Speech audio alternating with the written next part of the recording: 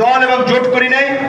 আমরা চাই জনগণের যে আকাঙ্ক্ষা, বিকল্প একটা রাজনৈতিক শক্তি, সেই শক্তি হিসেবে, সেই দল হিসেবে মানুষের আকাঙ্ক্ষা পূরণে আগামী নির্বাচনে 300 আসনে প্রার্থী দেওয়া। আপনারা নেতৃবৃন্দ যারা বক্তব্য রাখবেন হয়তো সবাই সুযোগ পাবেন না, অন্তত প্রত্যেক জেলা থেকে একজন করে, তাও সব জেলা পাবেন না, 64 জেলা বললে 64 জন, মেজর জেলাগুলো অন্তত আমরা দেব।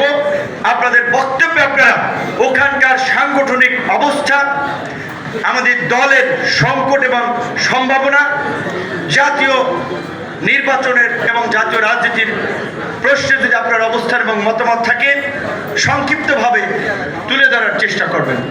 এবং আপনারা কি চান আমরা নির্বাচন জোট করে করব নাকি এককভাবে করব, সেই বিষয়ে মতামত দেবেন।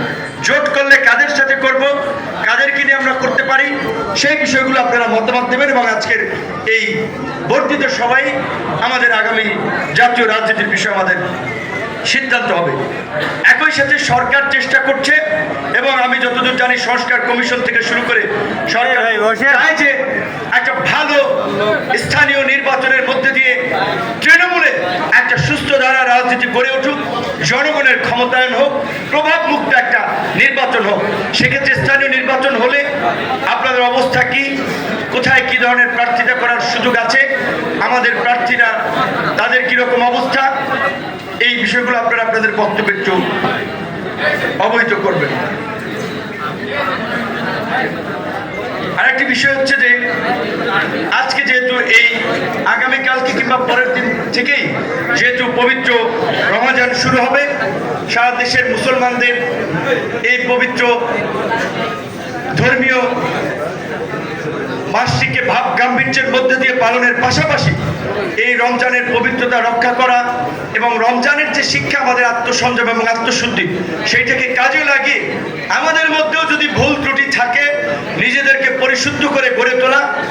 এবং এই রমজানের ইবাদত বন্দিগির পাশাপাশি অফিস আদালত আগে ছুটি থাকে, অন্তত প্রতিটি ইউনিয়নে, জেলা, উপজেলা, মহানগরে যেখানে আমাদের কমিটি আছে সমস্ত জায়গায় ওই এলাকার গণ্যমান্য বিশিষ্ট ব্যক্তিবর্গ সংশ্লিষ্ট সকলকে নিয়ে যেন একটা ইফতার প্রোগ্রাম আপনারা সবার সম্মানে করতে পারেন, সেই সমস্ত বিষয় আপনারা চিন্তা ভাবনা করবেন এবং পরিকল্পনা করবেন। এবং বিশেষ করে আরেকটি নির্দেশনা আপনাদেরকে দিতে চাই সর্বশেষ, এবং আমার কথার পরে আমাদের কিছু নেতৃবৃন্দ সাংগঠনিক সুনির্দিষ্ট বিষয়ে কথা বলবেন কয়েকজন, তারপরে আপনারা মতামত দেওয়ার সুযোগ পাবেন। এবং আমরা বলেছি জাস্ট শেষ 1 ঘন্টা আমাদের কিছু কেন্দ্রীয় নেতৃবৃন্দ আবার বলবেন। সর্বশেষ আমার বক্তব্য হচ্ছে যে আমরা যে দুটো কর্মসূচি করেছিলাম, 5ই ফেব্রুয়ারি স্মারকলিপি প্রদান, 19 ফেব্রুয়ারি জেলায় জেলায় বিক্ষোভ। এখানে রাজনৈতিক কারণে ফায়দা নেওয়ার জন্য কেউ কেউ আওয়ামী লীগকে রাজনীতিতে স্পেস দিতে চাচ্ছে, আওয়ামী লীগকে জিয়ে রাখতে যাচ্ছে। দেখেন, একটা অভিযোগ করেছিল বোধহয়, এটা কিছুই না, যে কেউ আন্তর্জাতিক আদালতে অভিযোগ করতে পারে। অভিযোগ গৃহীত হবে কিনা, হইলে এটার বিষয় কি হবে, এগুলো পরের চ্যাপ্টার। যেখানে জাতিসংঘ পরিষ্কারভাবে বলছে যে গত সরকারের বাহিনী সুপরিকল্পিতভাবে গণহত্যা চালিয়েছে, নাগরিকদের মানবাধিকার থেকে শুরু করে মৌলিক অধিকার চরমভাবে লঙ্ঘিত করেছে। সেখানে গণহত্যা